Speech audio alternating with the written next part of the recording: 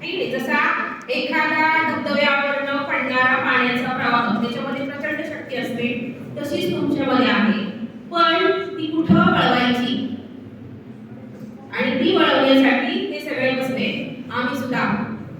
कारण तो झोत जेव्हा एकदम एखाद्या समजा तुमच्या शेतावर येईल, झाडावर येईल किंवा एखाद्या नाजूक वस्तूवर जातो तेव्हा ती वस्तू तो काय करतो, पूर्णपणे कोलॅप्स करून टाकतो.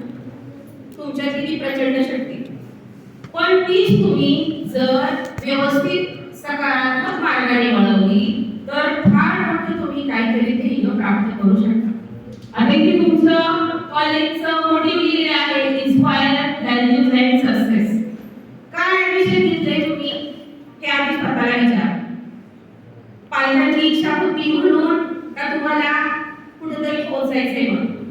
किती जण इथं स्वतः मला हे करायचंच म्हणून ऍडमिशन घेतले? जरा प्लीज हात घाला. मला कसं शिक्षिका असल्यामुळे प्रश्न उत्तरांची जरा जास्त आहे.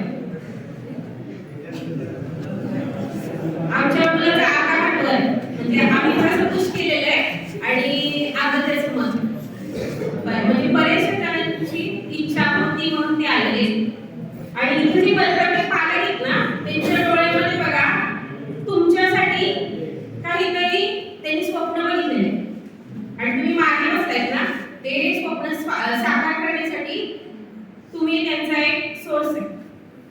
त्यांना आयुष्यात काही करता आलं नाही किंवा त्यांना तशा सोयी उपलब्ध झाल्या नाही म्हणून ते तिथपर्यंत पोहोचू शकले नसतील. कदाचित काही जण पालक पोहोचू शकले असतील आणि त्यांना वाटते की अजून माझा मुलगा माझ्या पुढे जाऊन पावला असावा. कुठल्याही पालकाची इच्छा हीच असते की मी जे बघितलंय, मी जे सोचलंय ते माझ्या विद्यार्थ्याला न येता त्यांनी काय करावं, त्याला जास्तीत जास्त फॅसिलिटीज मिळावी, त्याला जास्तीत जास्त सुख मिळावं ही प्रत्येक पालकाची इच्छा असते.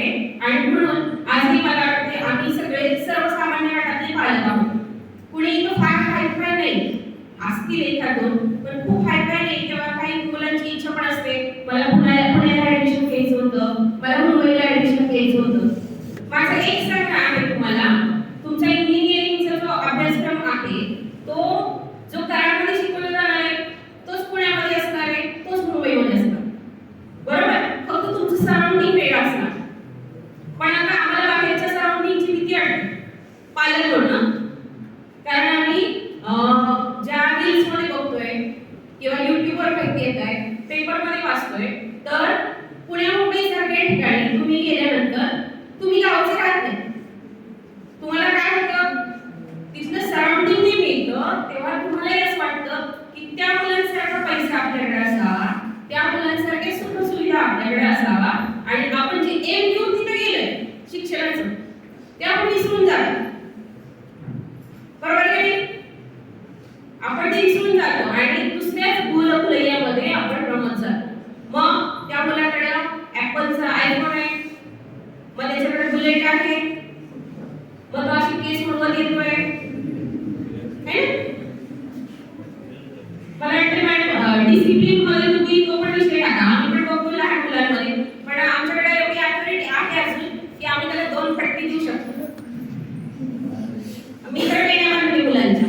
आज माझ्या मुलाची वेळ कशी आली त्याला मी महिन्याला सांगते की केस काप. तुम्ही पण डिसिप्लिन करा मॅडम, आम्ही पालक म्हणून काही तुम्हाला अडवले येणार नाही. सांगितलं केस कापायचं. हां कसं तुमच्यावरती वेळ येऊ नये का केस नक्की बघा. लहान मुलांचं आम्हाला बघायला लागतं.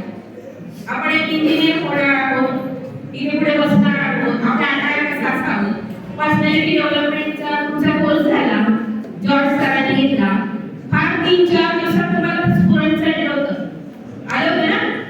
इंग्लिश पेपर वाचायचा किती दिवस आले सगळ्यांनी? 2 दिवस 4 दिवस, मला वाटतं हायस्ट आठवडाभर गेला असेल.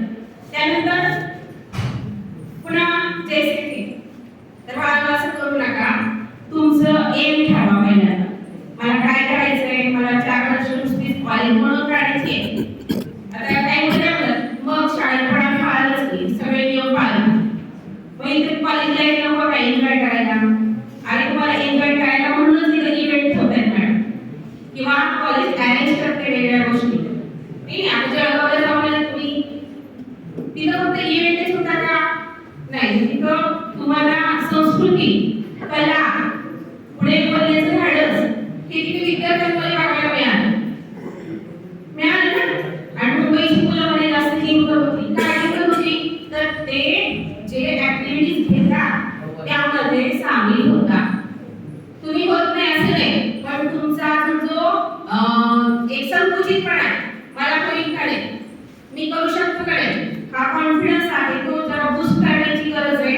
यापुढे तुम्ही करू शकता हे मला पण माहिती आहे. जेव्हा तुम्हाला तो उपक्रम दिला होता, गणपतीच्या पिरियडमध्येच होता मला वाटतं, प्रोजेक्ट दिला होता, तर त्या पिरियडमध्ये ही टीम जी होती नावाची मॅडम रात्रभर झोपली नाही. आमच्याकडे पैसे घेऊन गेले, आम्ही विचारलं काय झालं, म्हणजे प्रोजेक्ट आहे तो रात्रभर आला नाही. त्याची मित्र पण ती मुलं रात्रभर झाली आणि त्यांनी तो प्रोजेक्ट मला वाटतं सकाळी 4 ते 5 दरम्यान पूर्ण केला. मग तुमच्या ताकद आहे का नाही? डेफिनेटली आहे, पण ती यूज करायला सुद्धा सकारात्मक मार्ग आहे. तुमचं ध्येय पूर्ण करण्याची ताकद तुमच्याकडे आहे, फक्त तुम्ही काय म्हणताय ट्रॅकला सरळ न जाता इकडे भटकता. तसं न भटकता योग्य मार्गदर्शन करण्यासाठी तुम्हाला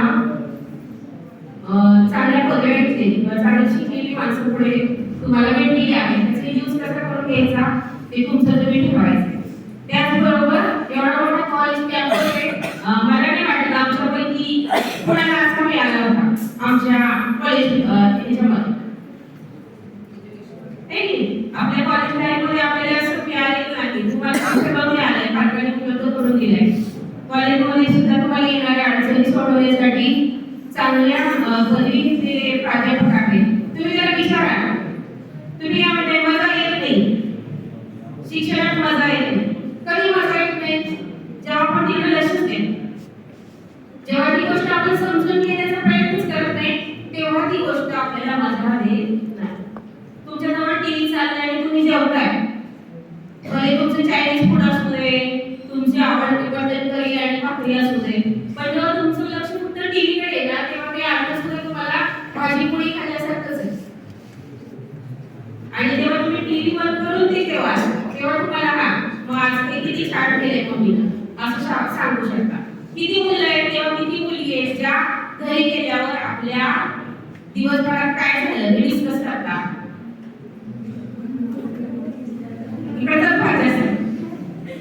चांगली गोष्ट आहे, म्हणजे तुमचं अजून पालकांची रिलेशन चांगलं आहे.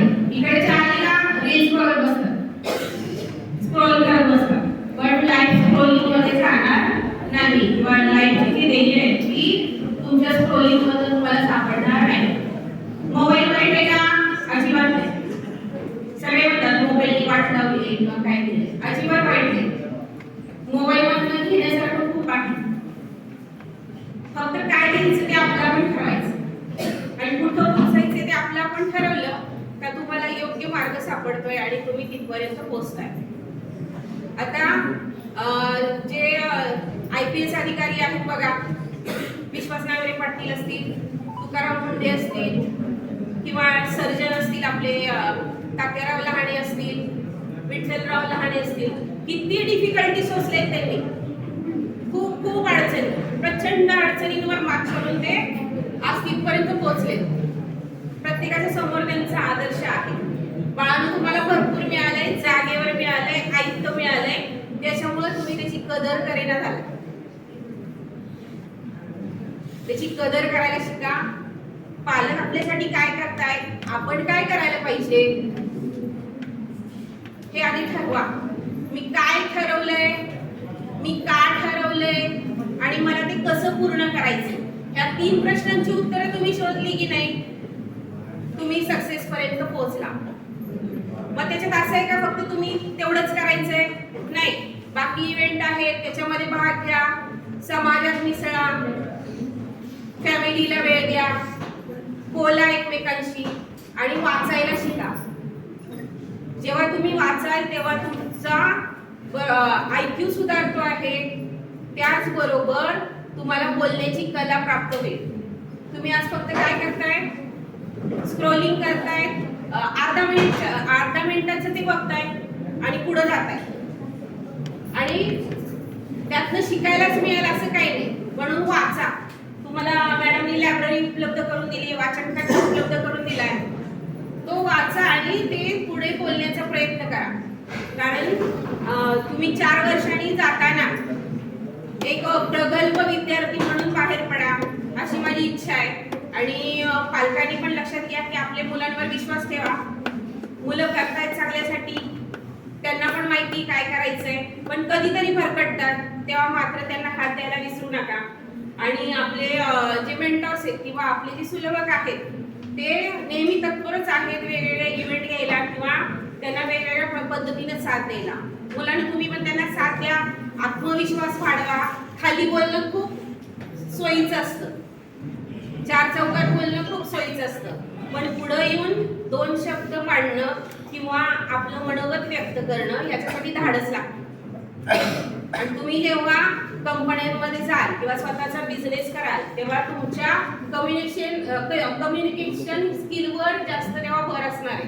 तुम्ही त्या माणसाशी कसं बोलता, त्याला काही पाटली उतरवणे म्हणतात की नाही, त्या पद्धतीने, बरोबर की नाही. त्यासाठी तुम्हाला बोलता सुद्धा आलं पाहिजे. आणि ती संधी असते कॉलेजमध्ये तुम्हाला डेव्हलप व्हायची आणि स्वतःला सुधारायची. इथं हसू दे 4 जण हसले तर काही फरक पडत नाही. मॅडम आहेत, सर आहेत, तुमच्यात सुधारणा करून घेतील. आता मला आठवतंय मी डीएडला होते, ज्यावेळेला आम्हाला फर्स्ट पार्ट घ्यायला सांगितला, मायक्रो टीचिंग म्हणतात, तेव्हा फक्त 1 मिनिटाचा. किती मिनिट? 1 मिनिट. त्या दिवशी मला 1 मिनिट म्हणजे किती मोठा असतो हे कळलं. त्यानंतर 5 मिनिट, त्यानंतर 7 मिनिट, त्यानंतर 15 मिनिट, त्यानंतर 20 मिनिट आणि नंतर अर्धा तास असं त्यांच्यामध्ये वाढवलं जातं डीएडच्या अभ्यासक्रमात.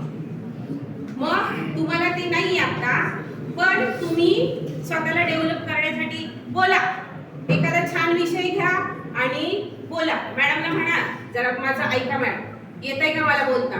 त्या त्रुटी तुम्हाला सांगतील, पण बोलायला शिका, आपली मतं मांडायला शिका. आपल्याला परफेक्टली काय पाहिजे काय नको हे शिका. आपलं गणितातलं म्हणताय डोक्यावरनं जातंय. आणि ज्या वेळेला तुम्ही वर्गात आहात तेव्हा मॅडम तिथं आहेत, नाही कळलं तर उठा ना आणि सांगा, मॅडम मला हे कळलं नाही, प्लीज रिपीट अगेन. त्या सांगणार. होतंय का असं? तुम्ही एखादा प्रॉब्लेम विचारलाय मॅडम किंवा सर सांगत नाही तसं, आम्ही विचारतच नाही म्हणाला, बरोबर ना. विचारा, विचारा, प्रगती होईल, आपल्यामध्ये सुधारणा होईल. आणि जेव्हा आपल्याला ते सगळं कळतं ना तेव्हा ते मांडणं सोपं जातं. मग तेव्हा कॉपी, चिठ्ठी, चपाटी काही सुद्धा लागत नाही. मी पहिलीपासून डीएड पर्यंत किंवा नंतर बीए पर्यंत सुद्धा केलं. अजिबात चिठ्ठी चपाटीचा काय हेच नाही, विषयच नाही. मला गणित सुरुवातीला कळत नव्हतं. 5वी पर्यंत मॅडम मला गणित कळायचं नाही आणि मला खूप भीती वाटायची, मला हे कधीच येऊ शकत नाही. पण माझा हस्ताक्षर सुंदर, चित्रकला सुंदर, मराठीतलं मला सगळं छान यायचं. सगळ्यांमध्ये ओव्हरऑल संस्कृत आणि हिंदीमध्ये पण माझे मार्क खूप छान असायचे. पण गणित म्हटलं की तेव्हा बघा 53ला पास असायचं 150 पैकी, की नाही. आणि तेव्हा मला जेमतेम 35 पर्यंत मी जायचे आणि मला ते फार गिल्टी वाटायचं, अरे बाकीचे विषय माझे एवढे छान आणि गणितात माझं असं काय होतंय. मग एक दिवस मी धाडस करून सरांशी बोलले, सर बघा माझे सगळे विषय एवढे छान आहेत आणि फक्त गणितासाठी माझं असं होतंय. सर म्हटले बघूया, शिकवतो मी तुला. आणि 9वीला मी सरांकडे क्लास लावला, म्हणजे ते क्लास पण घेत होते. पण त्यानंतर मला इतकी त्या गणिताची गोडी लागली की 10वीला मला 120 121 पर्यंत मार्क गेले. का तर तो मी विषय समजून घेतल्यावर मला तो आला. जोपर्यंत मला त्याची भीती होती तोपर्यंत तो मला विषयच कळला नाही. तसंच करा, जो विषय कळत नाही त्याच्यावर फोकस करा आणि तो विषय समजून घेण्यासाठी प्रयत्न करा. अजिबात तुम्हाला कधीच चिठ्ठी चपाटी कॉपीची गरज लागणार नाही. बघा, डेव्हलपमेंटसाठी खूप छान तुम्हाला पुढे सुवर्ण संधी आहे. मोबाईलचा वापर करा, अतिरिक्त करू नका. आणि मोबाईलवर जास्तीत जास्त नुसतं स्क्रोलिंग करण्यापेक्षा किंवा रील्स बघण्यापेक्षा तुम्हाला काय पाहिजे त्यातनं ते घ्यायला शिका. मी बघा, मला आता एक छंद लागला, पॉडकास्ट ऐकत असते. पॉडकास्ट फार सुंदर असतात पॉडकास्ट, त्यांचे विचार, अनुभव. आणि तेव्हा जेव्हा ते आपण ऐकतो ना तेव्हा आपल्याला एक फील येतं आपण पण असं करू शकतो. माझ्यात पण धाडस नव्हतं 4 चौकात बोलण्याचं, पण हे कधी आलं जेव्हा मला काही गोष्टी समजल्या तेव्हा मला असं कळलं की मी आता मांडू शकते. बघा तुमच्यामध्ये पण तो स्पार्क आहे, ती पॉवर आहे. प्रत्येकाने आपापली पॉवर ओळखा आणि त्याचा मार्गक्रमण करा. आमच्या पालकांकडनं आणि शिक्षकांकडनं तुम्हाला खूप खूप शुभेच्छा.